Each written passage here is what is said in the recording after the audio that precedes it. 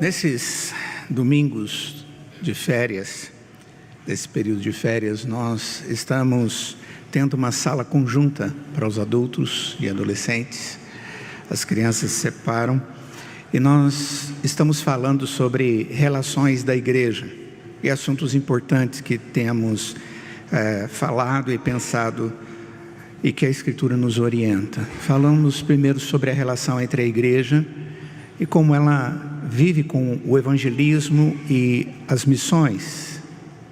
Depois nós vimos a relação da igreja com a ação social. O pastor Fábio teve a oportunidade de nos trazer orientação através da Escritura. Na última semana eu falei sobre a igreja e a vida cristã. Como a igreja tem a ver com a nossa vida e a nossa vida influencia também no dia a dia da igreja. E hoje nós vamos falar sobre a igreja e a comunhão, a convivência entre as pessoas que fazem parte do corpo de Cristo, tendo em mente que aqueles que fazem parte do corpo de Cristo é o somatório daqueles que creem em Jesus. Ao pensarmos assim, nós vamos pensar numa igreja muito maior do que aquilo que nós experimentamos ou vivemos dentro de uma igreja local. Mas sem sombra de dúvidas, nós vamos pensar um pouco mais de maneira local e depois de maneira final, de uma maneira mais geral, focar para o mundo onde os crentes vivem. E o texto que nós leremos é de Filipenses capítulo 2, a partir do verso 1 até o verso 11. E a palavra do Senhor diz assim: se há, pois, alguma exortação em Cristo, alguma consolação de amor, alguma comunhão do Espírito, se há entranhados afetos e misericórdias, completai a minha alegria de modo que penseis a mesma coisa, tenhais o mesmo amor, sejais unidos de alma, tendo o mesmo sentimento. Nada façais por partidarismo ou vanglória, mas por humildade, considerando cada um os outros superiores a si mesmo. Não tenha cada um em vista o que é propriamente seu, senão também cada qual o que é dos outros. Tende em vós o mesmo sentimento que houve também em Cristo Jesus, pois ele, subsistindo em forma de Deus, não julgou como usurpação o ser igual a Deus. Antes, a si mesmo se esvaziou, assumindo a forma de servo, tornando-se em semelhança de homens e reconhecido em figura humana. A si mesmo se humilhou, tornando-se obediente até a morte, e morte de cruz. Pelo que também Deus o exaltou sobremaneira, ele deu um nome que está acima de todo nome, para que ao nome de Jesus se dobre todo o joelho nos céus, na terra e debaixo da terra, e toda língua confesse que Jesus Cristo é Senhor, para a glória de Deus Pai. Vamos orar. Ó Deus, nós te louvamos, Pai, porque o Senhor nos dá esse dia para comungarmos contigo, termos comunhão também com a igreja, para estudarmos a tua palavra.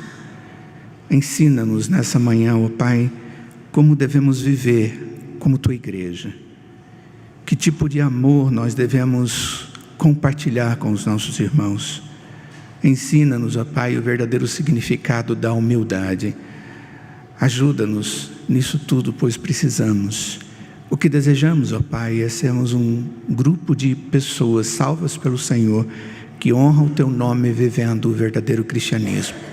Ensina-nos com a tua verdade, em nome de Jesus. Amém. Quando nós falamos a respeito de comunhão, relacionamento, nós falamos de um assunto que não é tão simples assim. E não é simples porque existe um evento que trouxe dificuldades nos relacionamentos do homem. Quando nós vamos para o início da Escritura, em Gênesis, capítulo 1, 2 e 3, nós vemos ali o evento da criação. Nós vemos nos primeiros momentos Deus fazendo todas as coisas, e o clímax a criação do homem, à sua imagem e semelhança. Deus qualifica esse homem para que ele pudesse gerenciar o mundo criado por ele, dá-lhe uma esposa que o auxilia nessa tarefa. Eles vivem plenamente em comunhão. O último verso do capítulo 2 diz que eles tinham uma convivência tão agradável e havia completa liberdade entre eles, que eles até mesmo andavam nus e não se envergonhavam disso. Essa expressão aponta para uma convivência fraterna, amável, sem problema, porque não havia vergonha, porque não havia motivo disso. Contudo, quando nós entramos no capítulo 3 de Gênesis, nós vemos já a serpente tentando a mulher que come, desobedecendo a Deus, aquele fruto que Deus disse que não era para comer, porque no dia que comesse dele, entraria a morte, haveria morte. Ela dá ao seu esposo e ele o faz, ele come também. A partir daquele momento, nós vemos que aquela convivência amável, gostosa, prazerosa que havia entre os homens, ela é quebrada. E fica muito claro quando Deus conversa com Adão e pergunta para ele: quem te deixou saber que você estava nu? Porque ele disse para Deus: eu estava com medo, eu estava nu e me escondi. E o que nós percebemos é uma atitude extremamente egoísta do homem, quando ele chega para Deus e joga a culpa sobre a mulher. E diz: essa mulher que o Senhor me deu, foi ela que me deu e eu comi. E o homem, quando colocado diante da situação, e Deus chega para o homem e diz: e você, homem? Ele diz: não, Senhor, foi a serpente, foi a mulher. E quando essas coisas todas vão acontecendo, a mulher jogando a culpa sobre a serpente, o homem jogando sobre a mulher, nós vemos que havia um desconforto entre eles. O homem foi para um lado, a mulher para o outro. Não havia mais liberdade. E tudo isso porque o pecado aconteceu. O homem ficou em deliberada dificuldade de relacionamento com outro homem. Nós vemos que Deus diz que esse homem, por causa do pecado, em Efésios, se torna seu inimigo, e ele já não tem liberdade de convivência com Deus.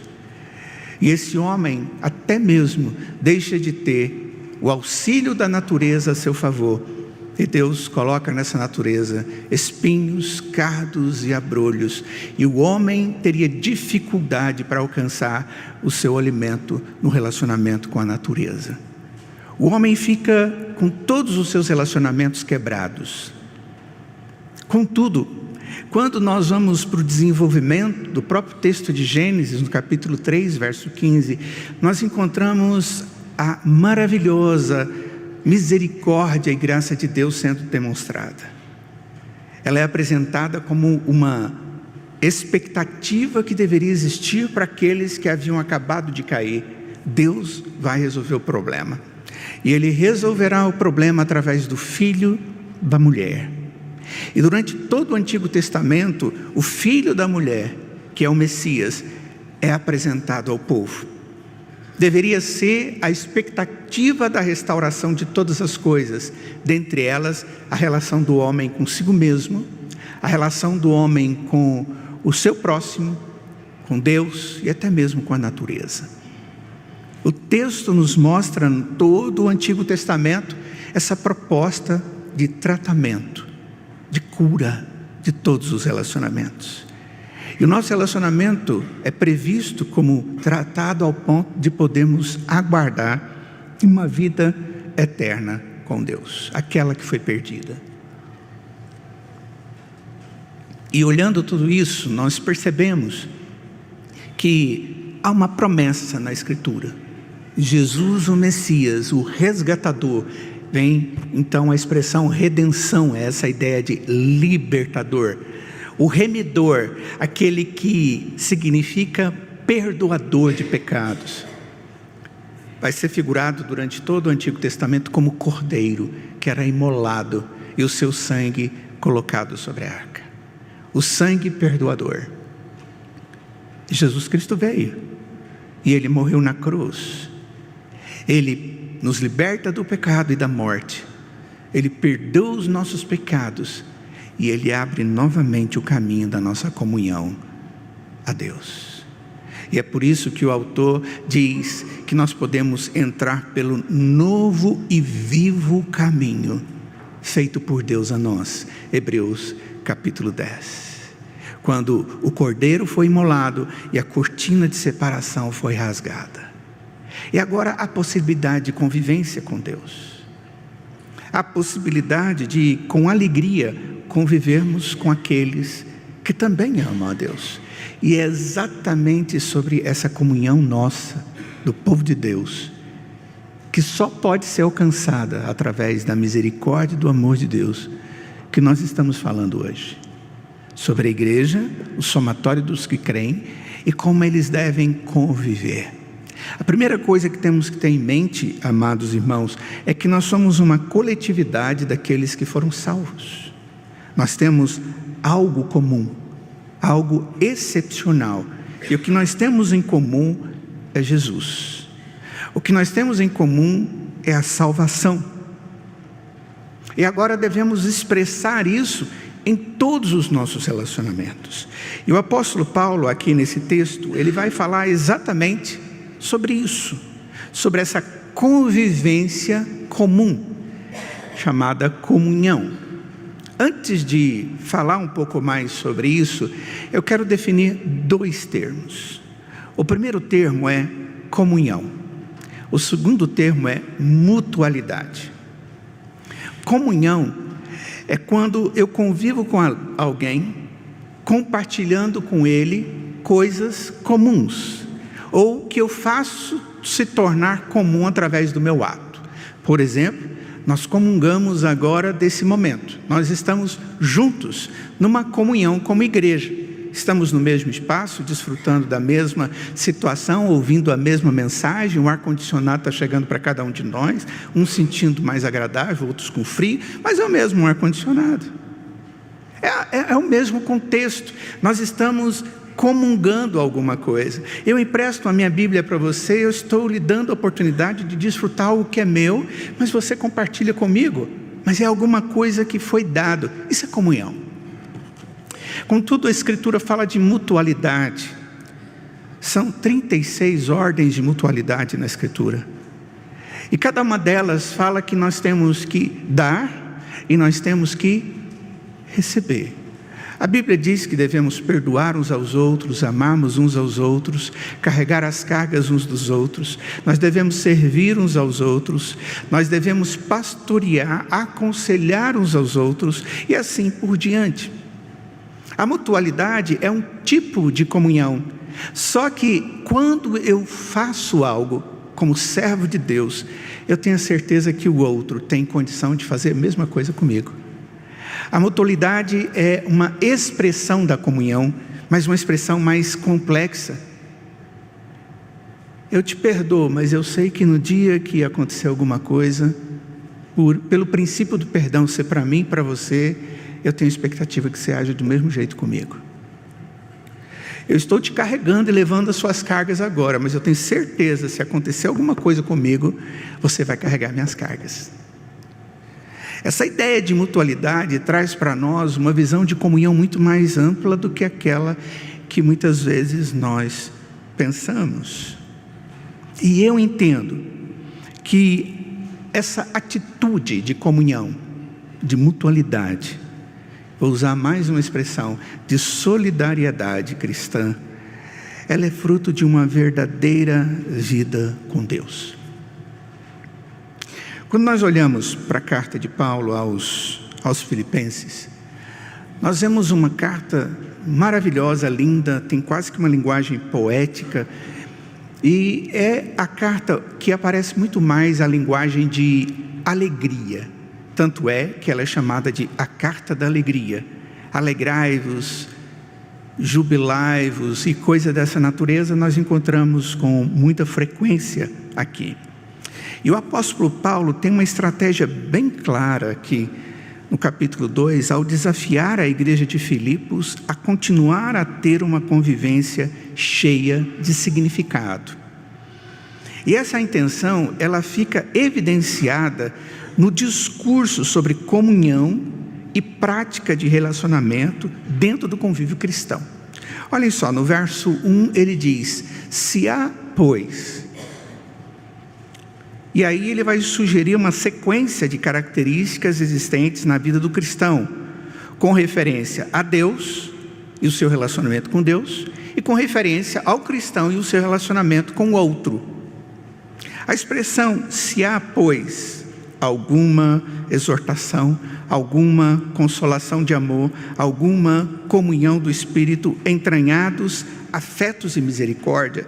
Paulo não está com essas expressões, amados, negando essas evidências na vida da igreja. Ele não está dizendo, olha, deveria ter um pouquinho mais de exortação entre vocês, através de Cristo Jesus. Vocês deveriam consolar o outro que está sem consolo, ensinando para ele que você o ama e do amor de Deus. Você tem que mostrar para o crente, o outro, que o Espírito de Deus está no coração dele. E você vai ter que mostrar essa comunhão com o Espírito para ajudar o seu irmão a perceber que ele é de Deus. Vocês devem agir com afetos. E a ideia de afetos é sentimentos práticos, visíveis. Ser afetuoso é demonstrar de maneira prática o sentimento verdadeiro que existe dentro do coração. Quando eu digo que alguém é afetuoso, estou dizendo que ele expressa de alguma forma, com palavras, com gestos, com dedicação, aquilo que de bom existe dentro do coração. Misericórdia é quando eu deixo de punir alguém e ao invés disso dou oportunidade para que a história continue. Essas coisas todas, o apóstolo Paulo não está dizendo se, no sentido de não existem essas coisas. No original, a expressão aqui pode ser traduzida visto que há essas coisas. Ou seja, é como se ele estivesse dizendo, como vocês estão vivendo assim a vida cristã, agora nós podemos esperar um pouquinho mais de vocês.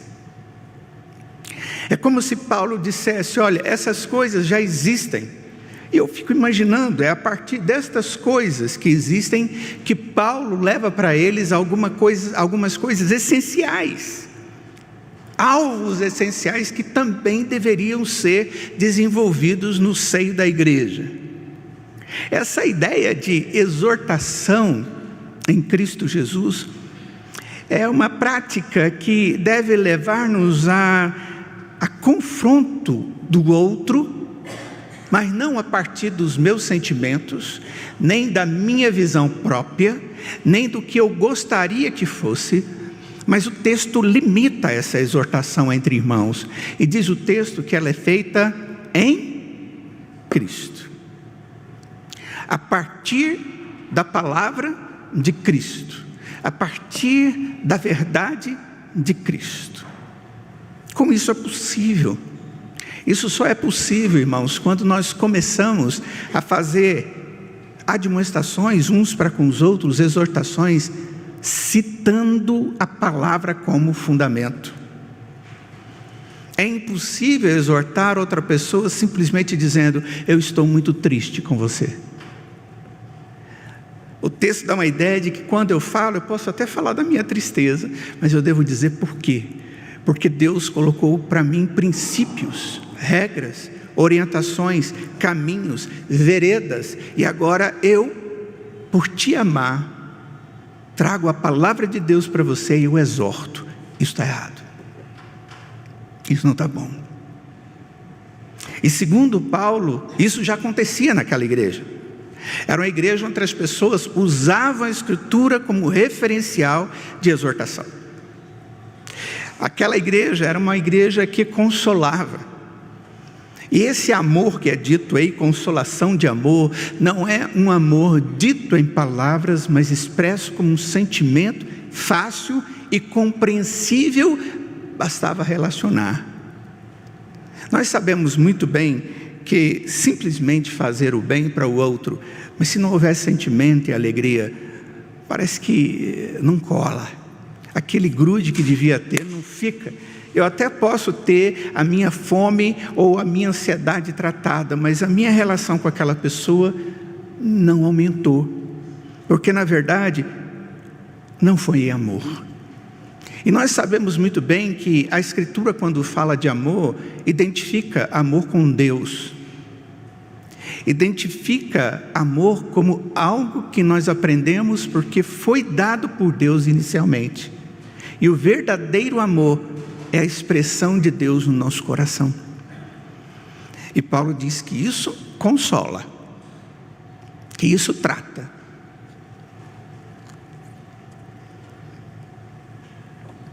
E Paulo também fala de uma comunhão do Espírito. Você já se sentiu alguma vez na sua vida como alguém que sente a falta de Deus, como se Deus não tivesse na sua vida, apesar de você ser um crente? Em alguns momentos da vida, nós precisamos de alguém que ama a Cristo e a nós, chegar e dizer: querido, o Espírito de Deus não deixou você. Deus continua sendo o seu Senhor, porque o penhor disso e o selo disso, Paulo diz em Efésios 1, verso 12, é o Espírito de Deus. E você levar essa pessoa a compreender que a comunhão dela com o Espírito não foi perdida. E a ideia de afetos, como lhes disse, são sentimentos, mas ele liga sentimentos à misericórdia. E eu fico pensando, sentimentos são exatamente os nossos grandes problemas com referência à expressão da misericórdia. Quando nós estamos raivosos, apoderados pelo sentido da justiça própria, nos esquecendo que Deus é o Deus verdadeiro que julga todas as coisas, e Ele mesmo diz, em Hebreus capítulo 10, que se existe a necessidade até mesmo de uma vingança, isso pertence a Ele. Então os nossos sentimentos, quando nós estamos convivendo com alguém e tem dificuldade, o texto diz que os sentimentos de um cristão é capaz de ultrapassar tudo isso e ainda assim aplicar misericórdia. Como lhes disse, ao invés de juízo, eu perdoo, eu dou oportunidade de uma milha a mais. Eu lembro de um irmão muito querido, que esteve conosco durante muito tempo e nos ensinou, o seu Abe, e ele usava muito essa expressão: vamos dar a oportunidade de uma milha a mais. Ouvir essa expressão, eu lembro dele, e essa ideia sempre era a ideia de oportunidade, agir com misericórdia, dar suporte para que alguém possa caminhar. O que Paulo está dizendo é que a igreja de Filipos, ela era madura. As pessoas faziam todas essas coisas, por mais difíceis que elas fossem. O que Paulo está mostrando é que todas essas ações têm uma raiz, que essa raiz é boa. E agora Paulo fala dos seus anseios pastorais. Ele demonstra que pode aguardar algo mais daquela igreja, porque havia evidências de uma fonte de graça sobre aquele povo, o povo de Deus. Se havia Cristo, havia Espírito, havia afetos, amor, havia misericórdia em meio à igreja, tudo era proveniente de um único e eficaz Deus, porque essas coisas são frutos do Espírito. A fonte de onde partira essas características boas, demonstrando a boa raiz, de onde mais coisas poderiam ser aguardadas. E é isso que Paulo está dizendo. A vida cristã tem mais para ser vivido, tem mais para ser vivenciado. Com isso a gente aprende que toda a expressão cristã, ela está fundamentada na obra de Deus sobre o seu povo. Essa é a fonte. Isto é fruto do pacto de vida e de bênção ofertado por Deus a nós. Foi assim que ocorreu na história do povo de Deus, registrado na Escritura. Abraão, após receber a promessa do pacto de Deus, o texto diz que Deus cuidou dele mesmo. E em Gênesis capítulo 13, no primeiro capítulo depois da promessa, diz o texto que era Abraão muito rico e ele possuía gado, prata e ouro. E ele tinha saído da terra que vivia com seus pais, com seu pai, com a sua família, e foi para a terra que Deus lhe deu, e rapidamente Deus até mesmo o abençoou com coisas.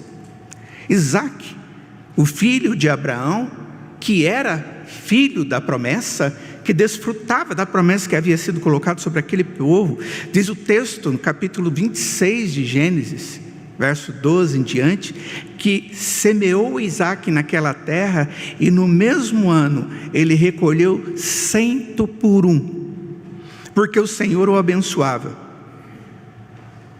Enriqueceu-se o homem, prosperou, ficou riquíssimo, possuía ovelhas e bois de grande número de servos, de maneira que os filisteus lhe tinham inveja.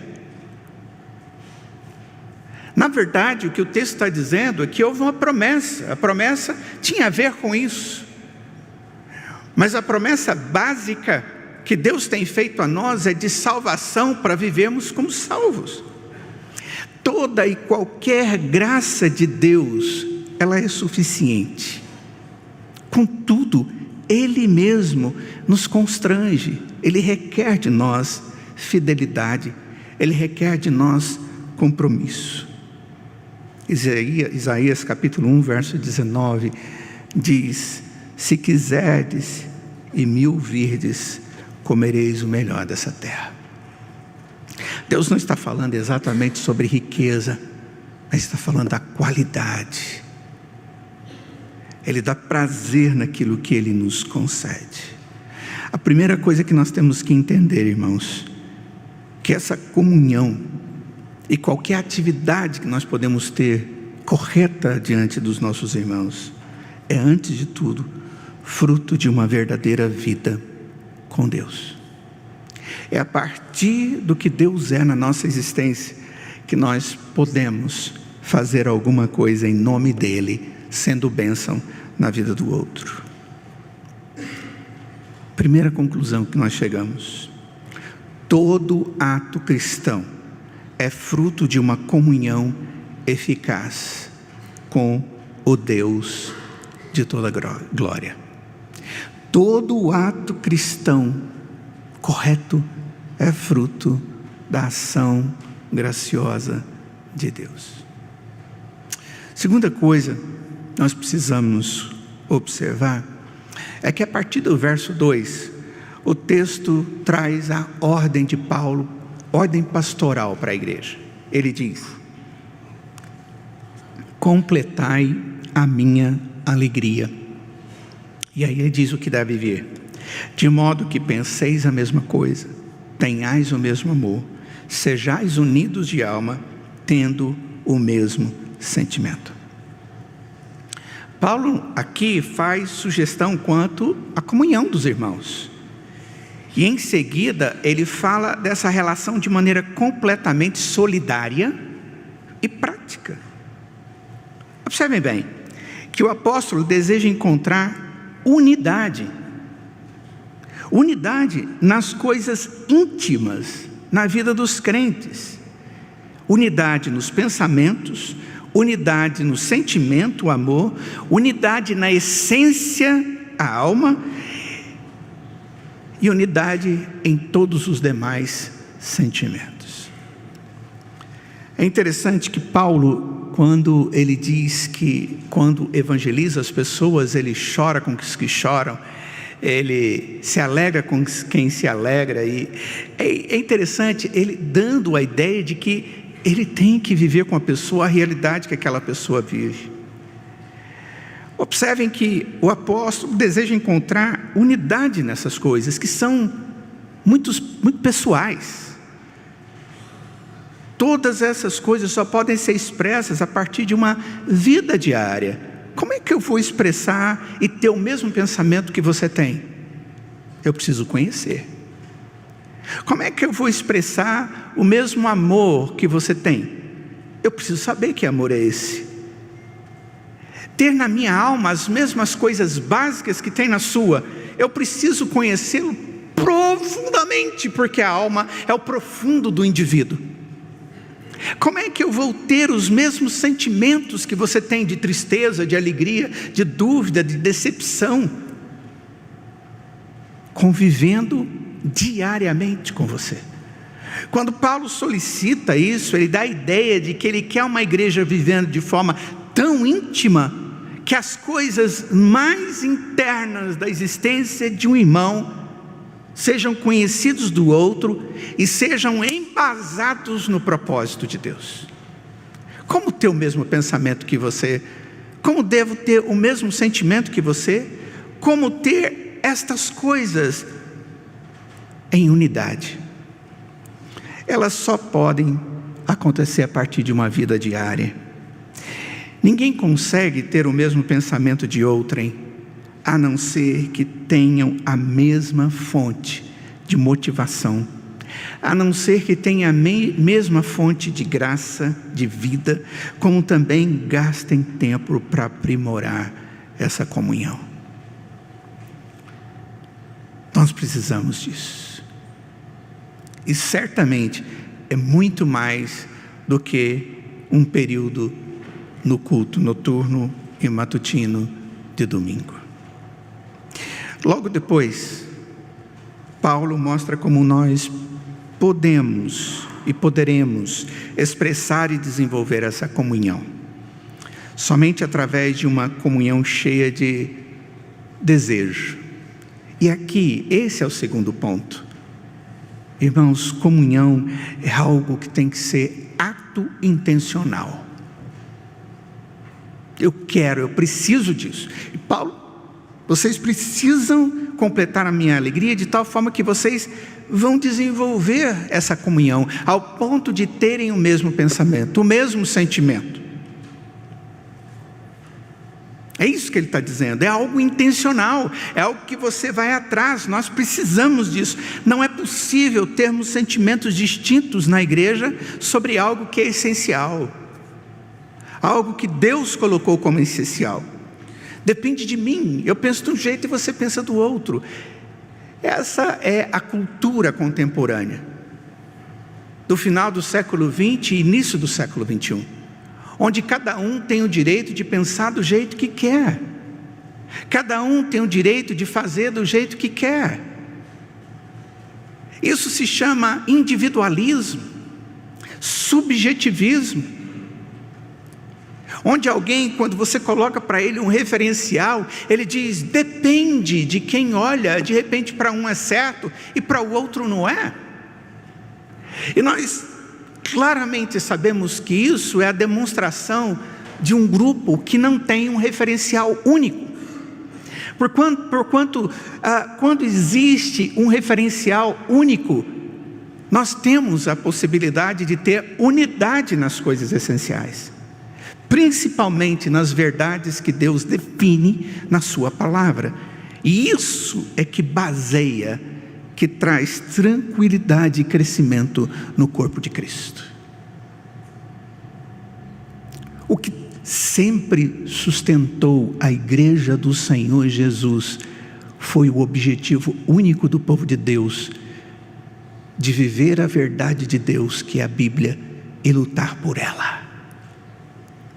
Hoje em dia a igreja tem sido questionada exatamente por isso, porque existe um grande número de pessoas que se dizem cristãos e que falam em nome de Deus, onde a Escritura e a verdade de Deus, que é a base que traz a unidade dos pensamentos, dos sentimentos, da fé, tem sido colocadas de maneira confusa, onde a palavra tem sido manipulada para interesses pessoais, onde o alvo não é Cristo, a salvação daqueles que amam a Cristo, a santificação do povo de Cristo, a vitória do povo de Cristo, a eternidade reservada para nós nos céus através de Cristo. E quando a igreja deixa de ter a unidade que a palavra deve formatar, ela é questionada.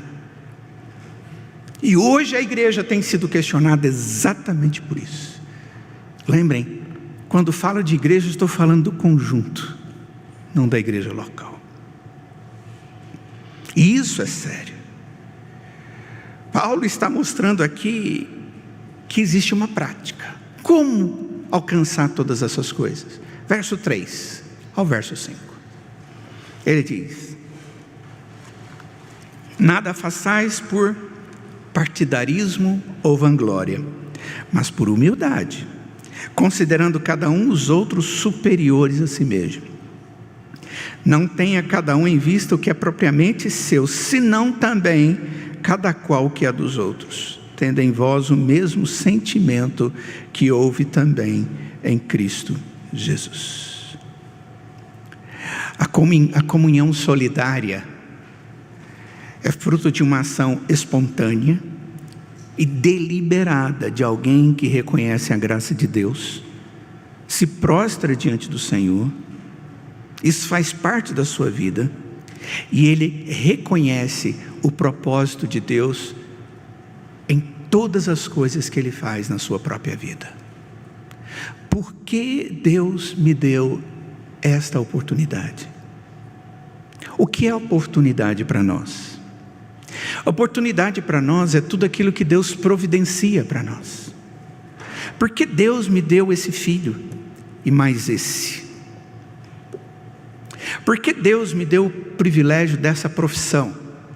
E por que Deus me colocou nesse lugar para exercer minha profissão? Por que Deus me deu esse dinheiro, além daquilo que eu preciso para as minhas coisas, necessidades básicas? Por quê? Eu tenho que buscar respostas para que eu possa viver segundo a orientação da Escritura, cada coisa que Deus me traz. Mas são coisas básicas. Não são atos que Deus diz que você deve ter porque Ele escreveu no chão e você viu essas palavras, mas porque Ele revelou na sua palavra e deu significado a essa palavra, a realidade que Ele lhe permite ter hoje.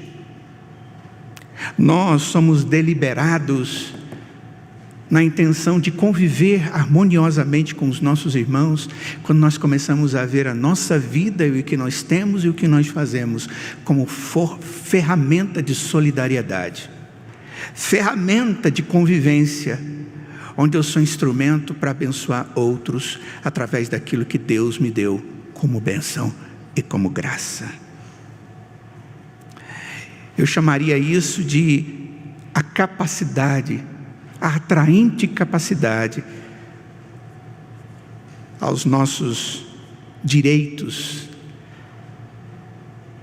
aquilo que nós achamos que é nosso, pelo bem dos outros, é essencial a tudo que se refere à solidariedade.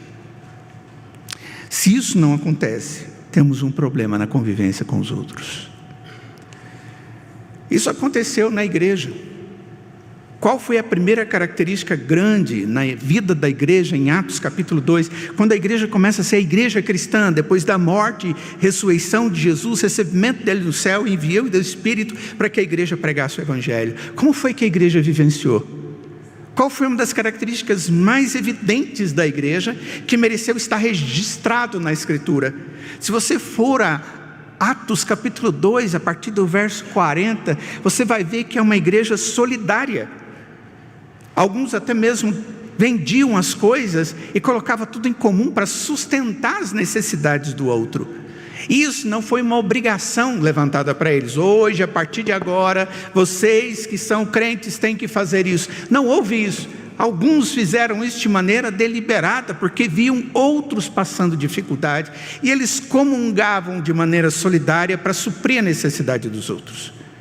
Quando Ananias e Safira fizeram aquele ato de mentir o valor da venda da sua propriedade para ficar com um pouco, olha, ninguém te pediu isso, por que você fez isso? Você está pecando contra o Espírito. Aquele homem e a sua mulher morreram, porque Deus não está nos pedindo esvaziarmos de tudo, mas Ele está nos pedindo ter um sentimento como houve em Cristo Jesus. Por isso que o texto diz, o mesmo sentimento que houve também em Jesus Cristo, tende em vós. Aquela igreja foi caracterizada por isso. Jesus mostrou que Ele estava agindo para nos aproximar dEle, para termos comunhão eterna com Ele. E diz o texto que Ele pagou um preço, Ele foi obediente até a morte, e morte de cruz. 2 Coríntios capítulo 8. Os crentes contemporâneos somos nós, eu e você. Também vivemos a real necessidade de convivermos uns com os outros, compartilhando aquilo que Deus tem nos dado, que a graça de Deus tem nos sido oferecida. Existem alguns momentos que as pessoas se desequilibram, se desmotivam, perdem vigor, sentem dor. E se eu não estiver com nenhuma dessas coisas, estou sustentado por Deus, por que será que nesse momento em que essas pessoas todas estão sofrendo por esses problemas, eu não tenho esses problemas? Quer que eu te responda por quê? Porque Deus quer te usar. Ele quer fazer de você um instrumento para cuidar daquele que está mactolando, manquejando, está caindo pelo meio do caminho.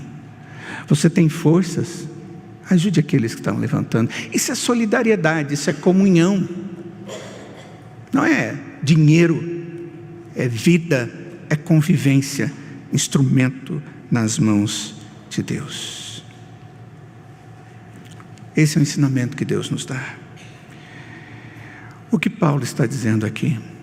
Tende em vós o mesmo sentimento que houve também em Cristo Jesus, pois ele, subsistindo em forma de Deus, não julgou como usurpação ser igual a Deus, antes a si mesmo se esvaziou, assumindo a forma de servo, tornando-se em semelhança dos homens, e reconhecido na figura humana, a si mesmo se humilhou, tornando-se obediente até a morte, e morte de cruz.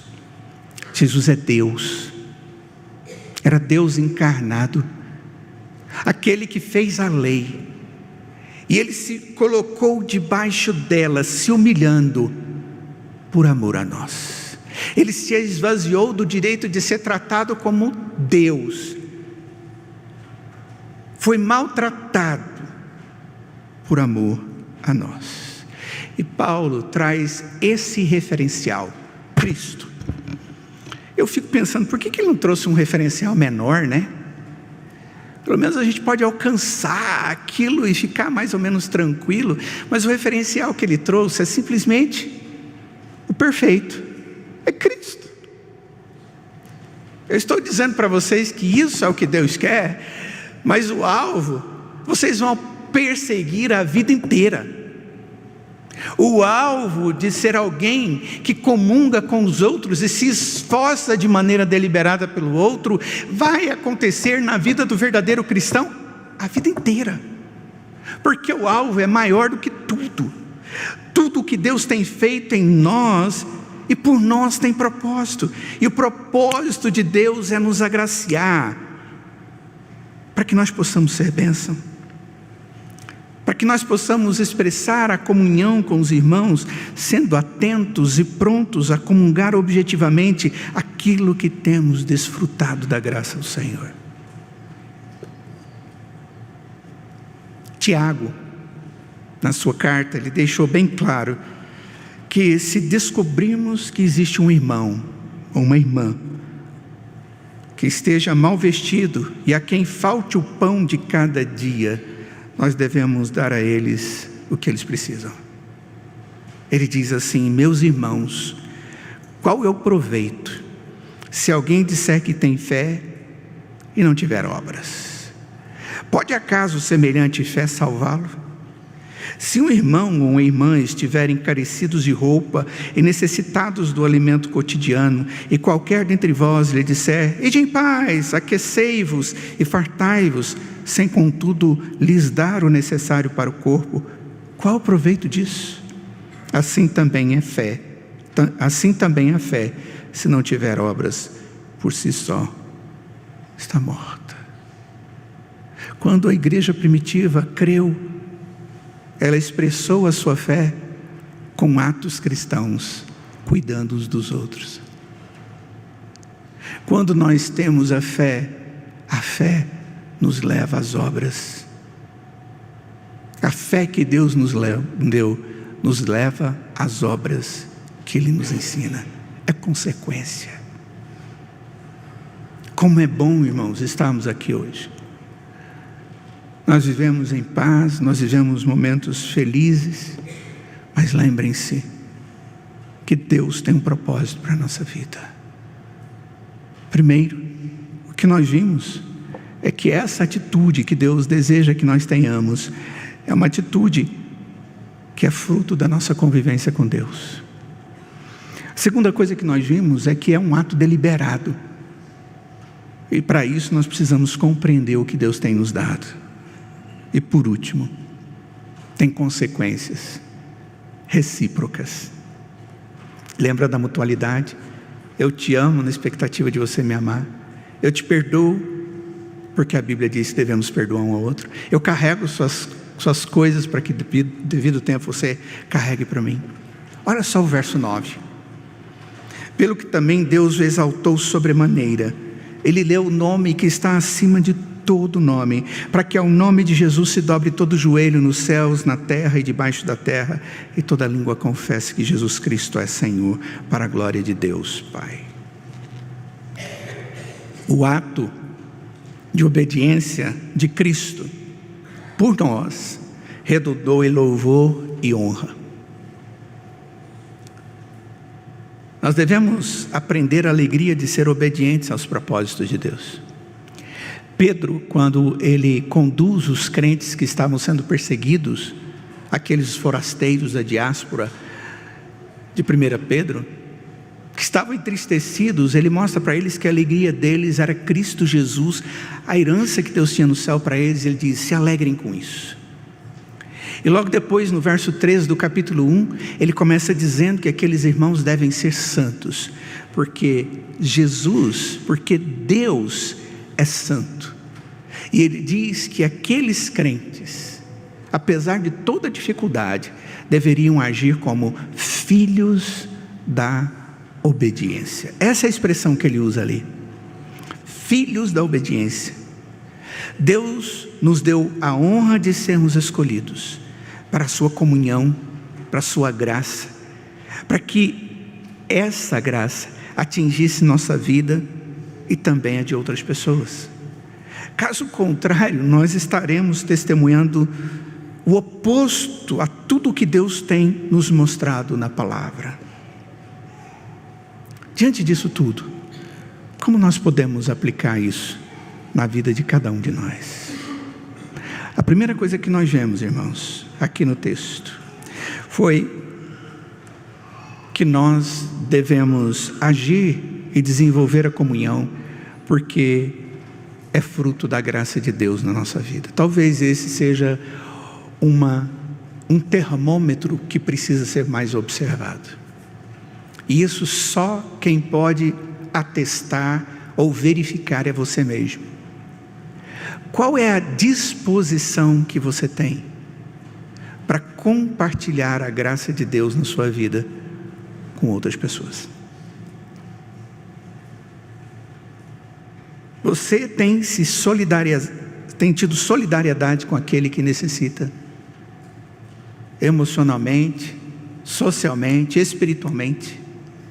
Porque o verdadeiro crente, ele tem uma vontade, é fruto de Deus no seu coração.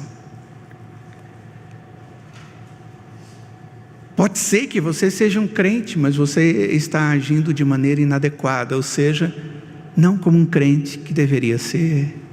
Porque na verdade Paulo estava escrevendo para crentes. Ele não estava questionando a vida deles. Ele estava motivando aqueles crentes a serem mais solidários e viverem em comunhão do que eles já eram. Eles tinham todas aquelas expressões que nós vimos no início, mas ele queria que eles entendessem e fossem além. Então, primeiro, a vida cristã, a vida com Cristo, promove frutos.